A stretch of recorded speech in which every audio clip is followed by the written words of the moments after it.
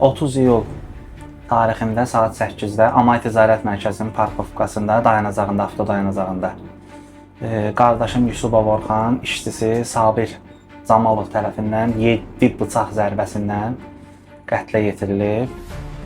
Bildiyimizə, eşitdiyimizə görə aralarında elə bir ciddi problem olmayıb. Sadəcə aralarındakı məsələ nə olub? Bunlar böyük tikinti layihələrinin birində əmlak şirkəti işlədirdi qardaşım. Bu da işçisi idi, bunun yanında işləyirdi.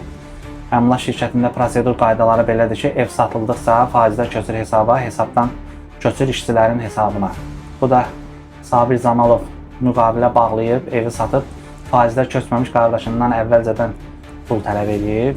Yəni, məsələ belə olub aralarında.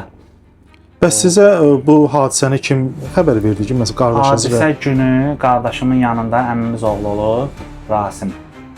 Deməli, o zəng vurub deyib ki, bəs qardaşınızı avtodayanacaqda qətlə yetirdilər. Elə biz çatana qədər bizi yönləndirdikləri yerdə getdik, baxdıq ki, yəni gezdik, xəstəxana yox, morqdan götürdük qardaşımızı, hadisə yerində keçirib.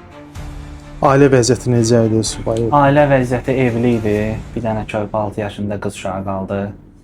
35 yaşında cavan oğlan heç nəyə görə getdi. İndi heç nə deyirəm, yəni bizim bildiyimiz heç nədir. Bu cinayətçi. Niyə cinayətçi deyirəm?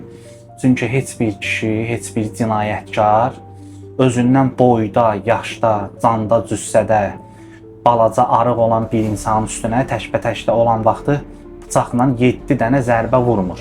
İndi vurubsa, biz bilmədiyimiz yəqin nəsə var. Bu adi normal şəraitdə, normal şeylərdə vurulmur.